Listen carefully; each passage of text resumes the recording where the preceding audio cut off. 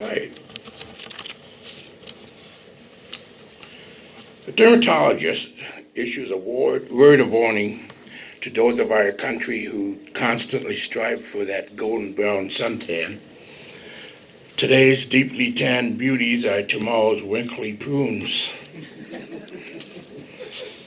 Thinking about sin is kind of like getting a suntan. It may look great today. It may be fun or exciting today. But tomorrow is a different story. Often we hear people, especially younger people, say something like this. It seems like everything that is fun is sin. Sometimes, sad to say, we convey that. If we have learned anything, it is that we have set our sights too low in terms of fun and pleasure. We have accepted a much cheaper imitation of fun. And Psalm 16 verse 11 declares, "In thy presence is fullness of joy. In thy right hand there are pleasures forever." I don't know about you, but fullness of joy sounds pretty good to me.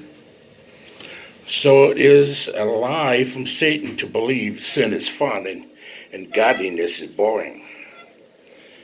The truth about sin, as it is revealed in the Bible and in human experience, is far different from the bill of goods Satan tries to sell us.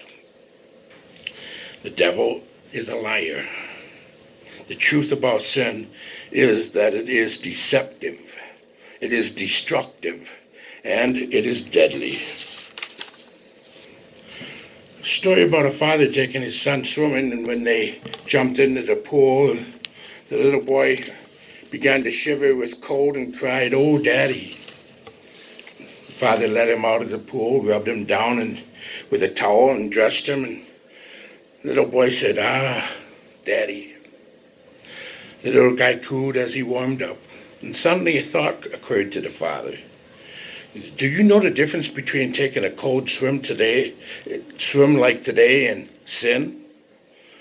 When you first jumped in the cold water, you yell, "Oh," and then you say, "Ah," as you get used to the water and begin to relax and play. But when you sin, you first say, "Ah, this is fun." But you will end up saying, "Oh," because sin always brings bad results. In light of that, I would like to remind ourselves, and you and me, the three truths about sin. And the first one is, sin will take you further than you want to go. We could use numerous examples from scriptures to illustrate this point. Let's consider David. David was truly the great man of all time. In fact, Yahweh declared him so. He was a great man, wise man, strong man, a godly man, and for the most part, a pure man. But sin deceived David, and it was also destructive and deadly. You remember the sad story of David and Bathsheba? On one occasion, David's army was out fighting battles for him in the country. David the king was loafing at home. We're told that he arose from his bed and walked around the roof of the king's house. And as he looked around, he saw Bathsheba, who was bathing. The Bible tells us that David sent for Bathsheba. He was told that she was married to one of David's soldiers, Uriah. But despite that, David sent for her and committed adultery with her. I'm reasonably sure that David first looked from his rooftop and saw Bathsheba that evening. He never planned to commit adultery with her, but he didn't stop to realize that sin will take you further than you want to go. And instead of immediately turning away, he kept looking. And before that night was over, this godly man and king would sin in a way he never thought he would. It's always true. Sin will take you further than you want to go. This tragic truth is illustrated in many other individuals in the Bible. We got Jacob. I'm sure Jacob never envisions the length and literal distance sin would take him when he first started harboring wrong feelings towards his brother and trying to get the best of him. I mean, after all, it was a little sibling rivalry and little competition between brothers, but you never escape the truth that sin will take you further than you want to go, even when that sin is simply a wrong attitude towards someone. Another example that comes to mind is the children of Israel. After they left Egypt, as they came to Kadesh in preparation of entering the promised land, I'm sure they never realized that their sin of unbelief would end up costing them their lives and that none of them would enter the promised land. They didn't realize that sin always takes you further than you want to go. In Numbers 13, verse 28, nevertheless, the people be strong that dwell in the land, and the cities are walled and very great. Moreover, we saw the children of Anak there. Notice the progression of their unbelief. It caused them to focus on the wrong things. Giants versus Yahweh. It was contagious. It spread from 10 spies to the whole camp. It caused them to say some very foolish things. In Numbers 14, verse 2, and all the children of Israel murmured against Moses and against Aaron, and the whole congregation said unto them, would Yahweh that we had died in the land of Egypt, or would Yahweh we had died in this wilderness? It caused them to slam the character of Yahweh. Numbers 14:3, and wherefore has Yahweh brought us unto this land, to fall by the sword, that our wives and our children should be prey? Were it not better for us to return into Egypt? And they said one to another, let us make a captain, and let us return into Egypt. They wanted to go back to Egypt. In Numbers 14, verse 5, then Moses and Aaron fell on their faces before all the assembly of the congregation of the children of Israel. Joshua the son of Nun, Caleb the son of Jephunneh, which were of them that searched the land, rent their clothes. And they spoke unto all the company of the children of Israel, saying, the land which we passed through to search it is an exceedingly good land. If Yahweh delights in us, then he will bring us into this land, and give it us, a land which flows with milk and honey. Only rebel not you against Yahweh, neither fear you the people of the land, for they are bread for us. Their defense is departed from them, and Yahweh is with us. Fear them not. But all the congregation bade stone them with stones, and the glory of Yahweh appeared in the tabernacle of the congregation before all the children of Israel. It caused them to reject all spiritual counsel. Yahweh then pronounced his judgment on them, and they would die in the wilderness. Yahweh was ready to give them the promised land, but because of their sin, they went in circles in the desert for 40 years until they all died. How about Solomon? He was the wisest man, other than Yeshua, who ever lived. Surely if anyone could keep from falling into sin's trap, it would be Solomon. But Solomon had a love for woman so much that he had 700 wives and 300 concubines. Yahweh gave some instructions for the future kings of Israel back in Deuteronomy in 17:17. Neither shall he multiply wives to himself, that his heart turn not away. Neither shall he greatly multiply for himself silver and gold. Now who knows what Solomon thought? But it's possible that he thought something to this effect. I'm Solomon, the wisest of the wise, blessed with Yahweh's wisdom. I don't have anything to worry my heart about, turning away from Yahweh. I can handle it.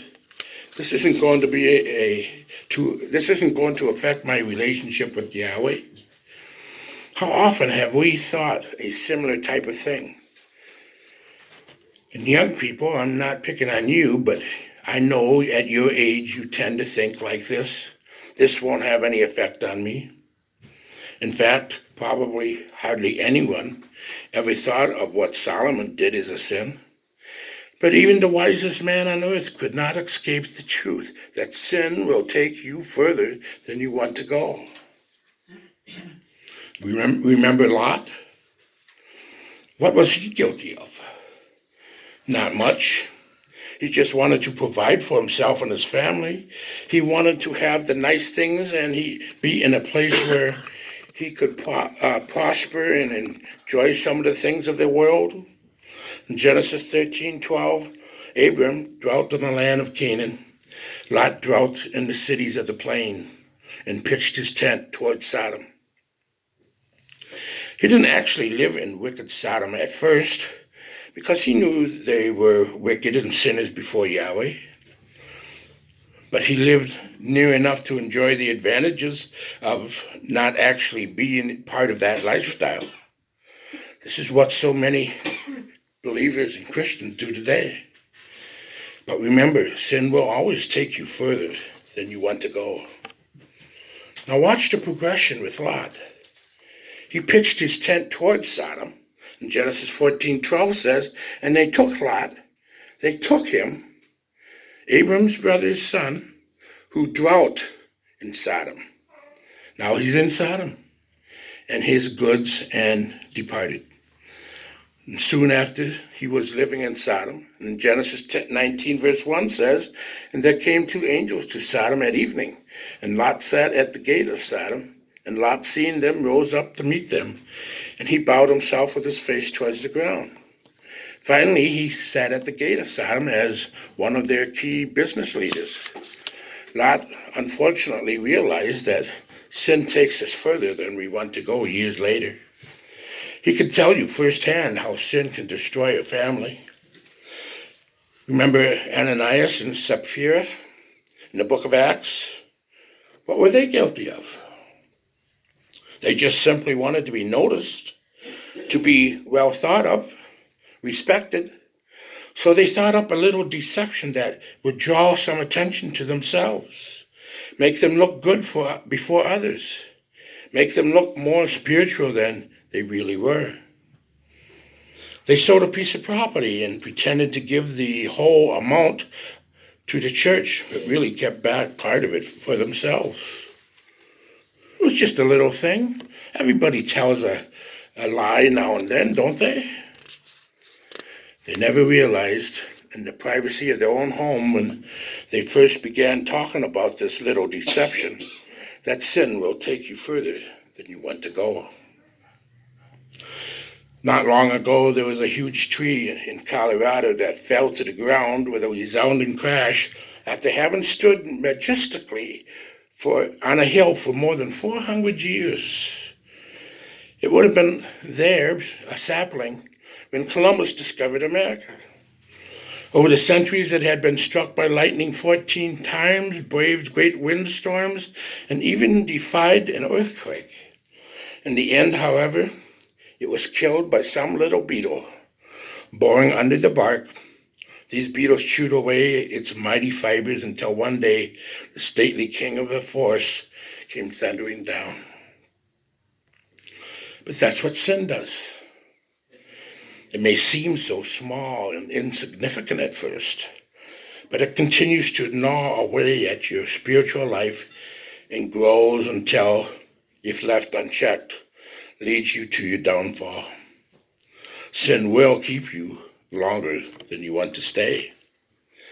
David commits adultery, Bathsheba gets pregnant. David tries to trickery to have her husband brought from battlefield to spend some time with his wife to make it appear the baby was Uriah's.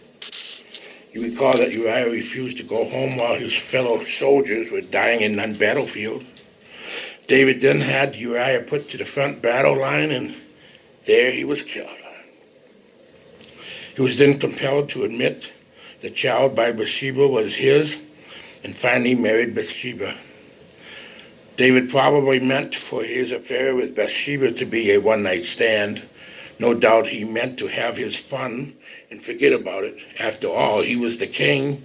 He didn't understand that sin will keep you longer than you want to stay.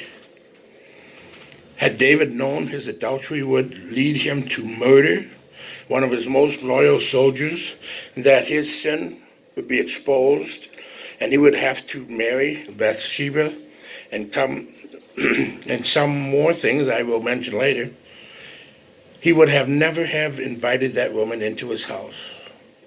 That night when he saw Bathsheba on the roof was just one act. But you see, sin gets its claws on you and ends up keeping you longer than you want to stay.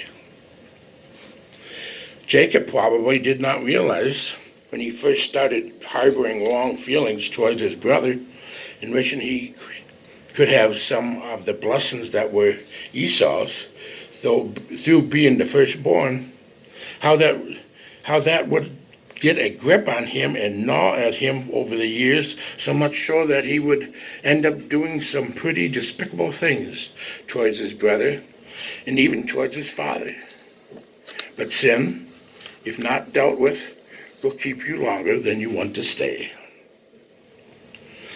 Going back to the children of Israel, I'm sure they never realized when they first doubted and questioned whether Yahweh could lead them victoriously into the promised land, that for the next 40 years they would be living in the result of their sin of unbelief. How long did sin hang on to Solomon?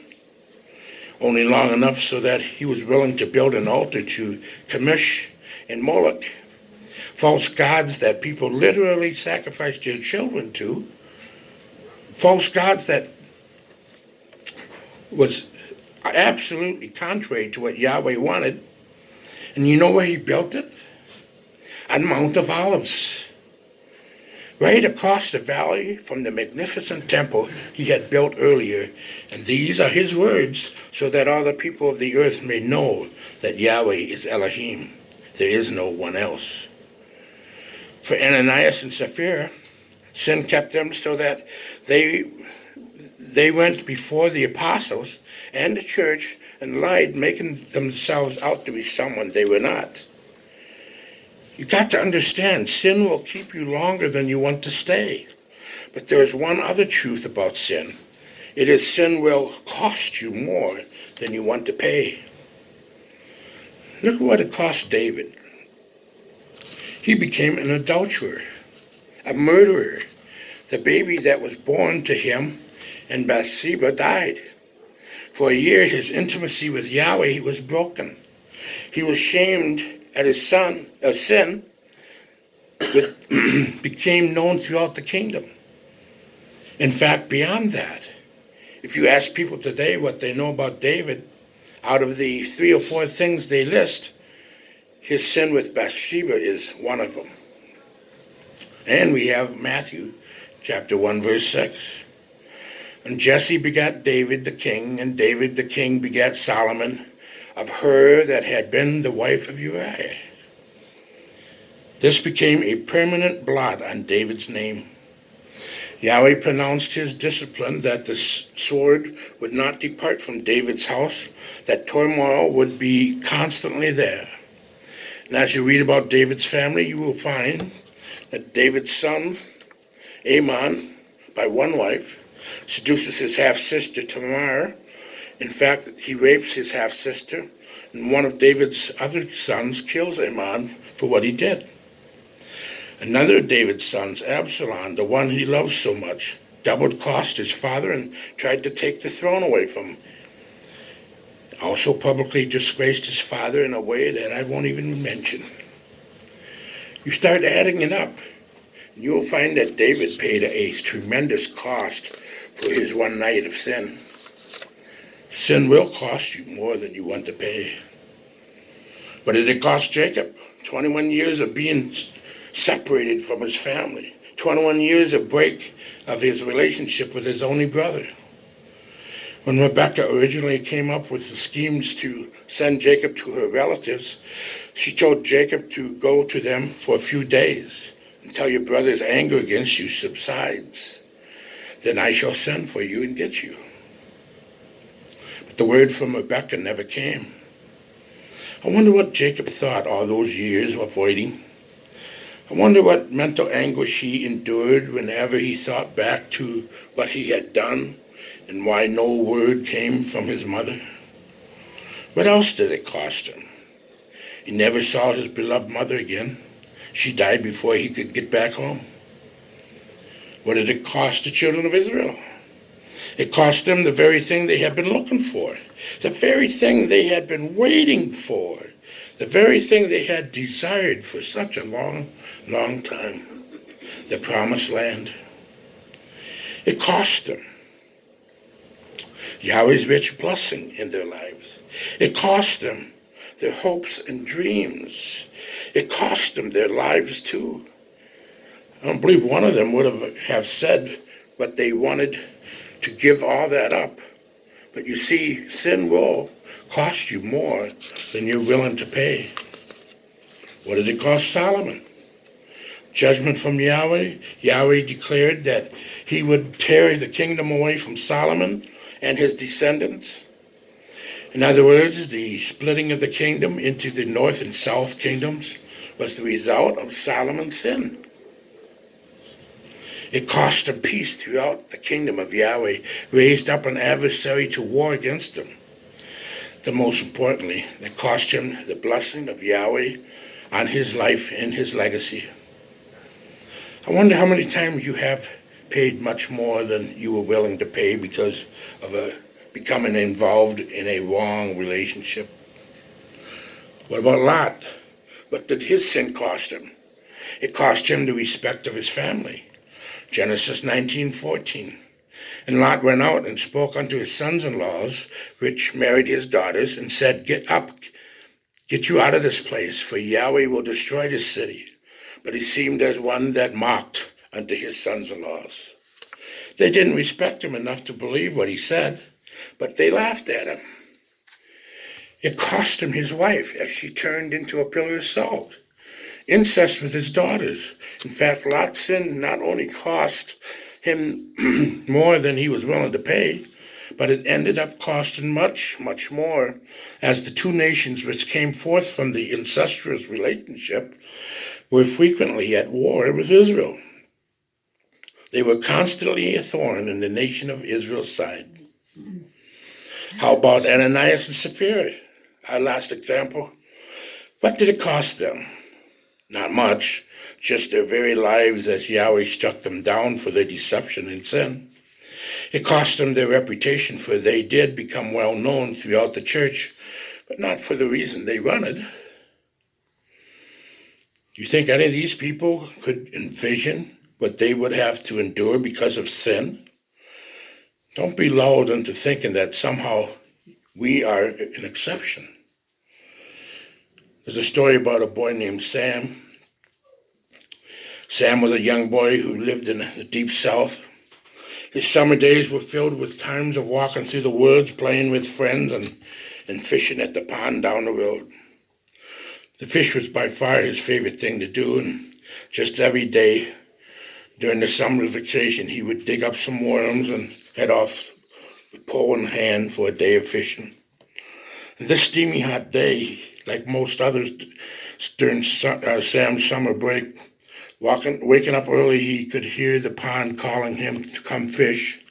So Sam quietly walked out the front door, grabbed a pitchfork, a worm pail, and walked into the woods to search for bait.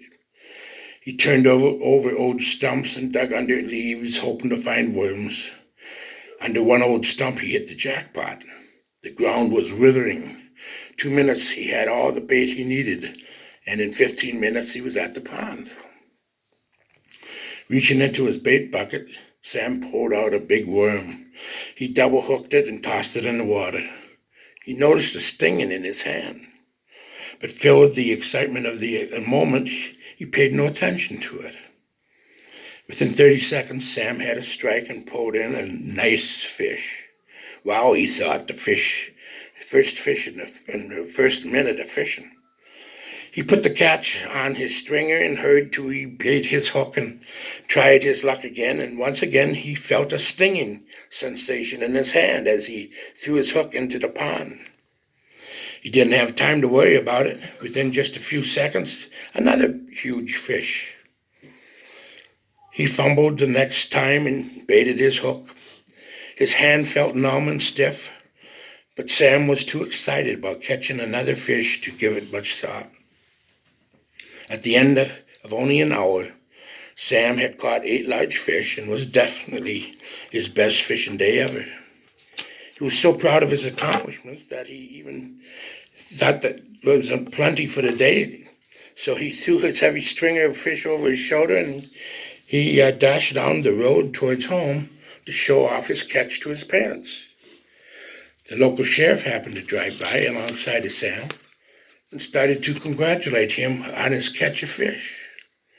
With a smile and a victory whoop, Sam held up the stringer. The sheriff gasped, parked his car, and ran over to Sam. His eyes hadn't deceived him.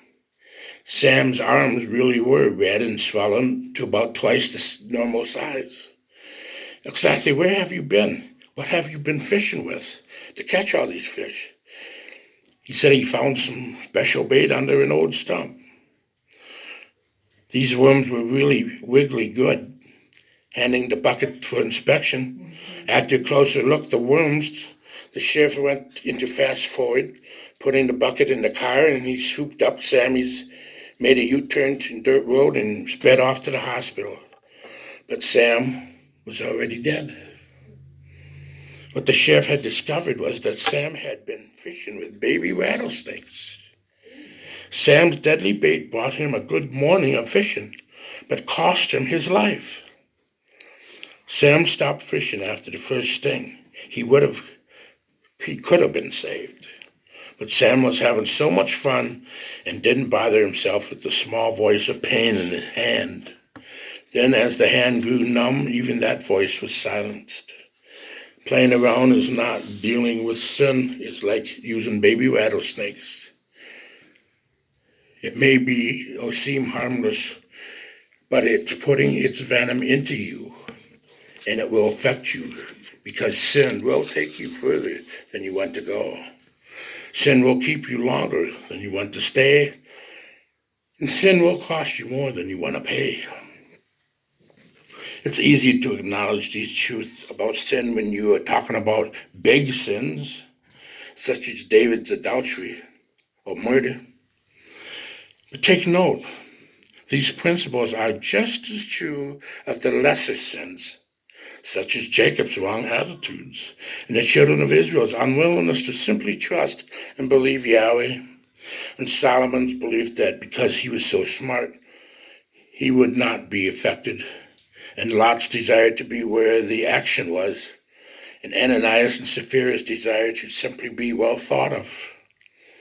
Baby rattlesnakes and that poisonous venom is being poured into you.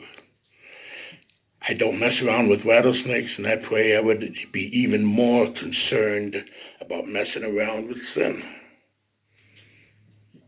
Here's a quote that goes with this message. He who once leaves the right path little knows how far he may go astray, or how great will be his perplexities and perils. Remember what Scripture says, seek you the ancient paths. Don't leave it. This person who goes astray, he may never return. Certainly he will not return without overcoming immense difficulties and finding out by bitter experiences his folly and perversity. I'm sure Samson never intended to be an adulterer, and finally end his life in suicide when he began to date a Palestinian girl named Delilah. But sin carried him from dating a forbidden girl to committing adultery with her, to toying with a special vow he had between Yahweh and suicide. Had Samson known sin always takes you further than you want to go, maybe he would have never started seeing Delilah. I believe this principle was true for Samson.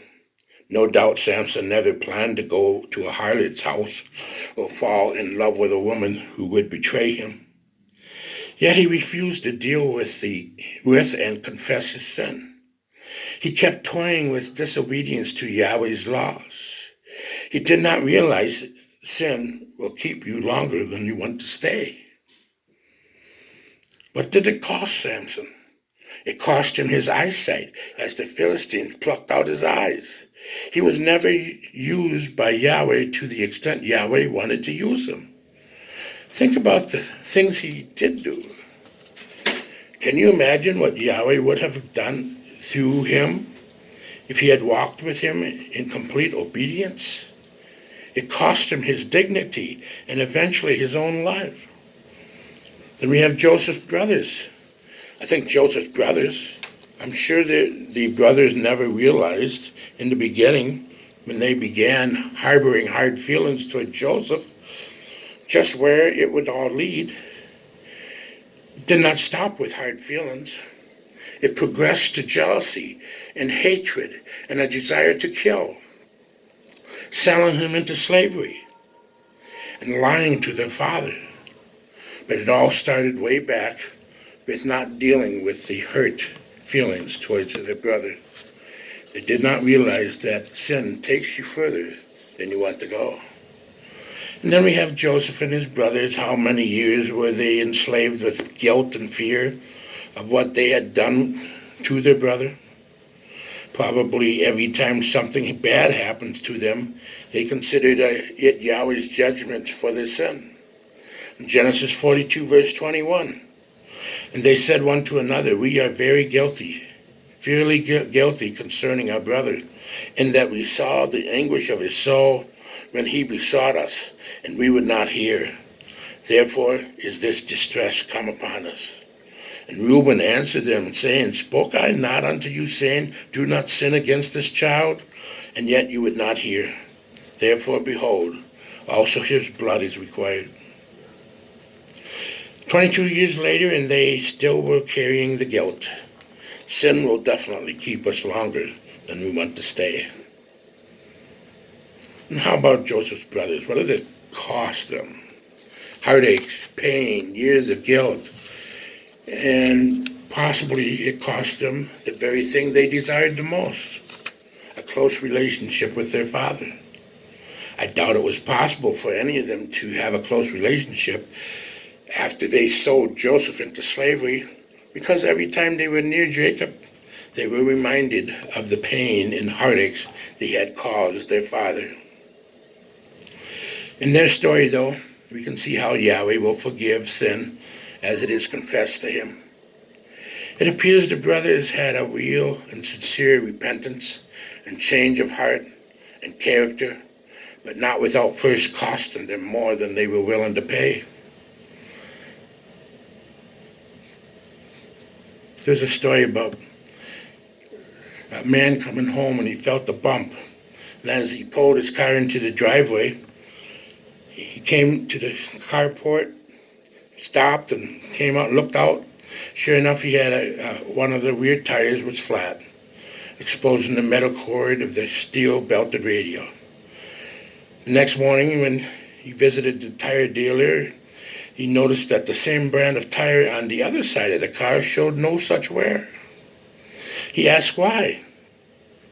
And the car manufacturer explained that a nail had stuck in the rubber and transferred rust to the steel belts, weakening the interior of the tire. That in turn caused the belt and the tread to separate. Just a nail and a little rust. How easily spiritual bumps can develop in the life of a believer. Unconfessed sin in the heart is like rust on a steel belt. At first, nothing appears to be wrong, and we may even consider it of no consequence. But our love for Yahweh reigns. Interest in Yahweh's word declines. Prayer becomes less important. Soon spiritual progress comes to a bumping halt. It may be some bad sin you are tempted to do, but it may be what we would call just a little thing. That little thing is still a sin, and if it is a sin, it will take you further than you want to go, and keep you longer than you want to stay, and cost you more than you want to pay. Sin must be rejected, whether it is something big or small. Remember what Yeshua said, if you love me, keep my commandments. Sin is the transgression of the law. And sin will take you further than you want to go. Sin will keep you longer than you want to stay. And sin will cost you more than you want to pay. May Yahweh may you turn from sin in your life. May Yahweh give you the strength. May Yahweh give you the will. Yahweh bless.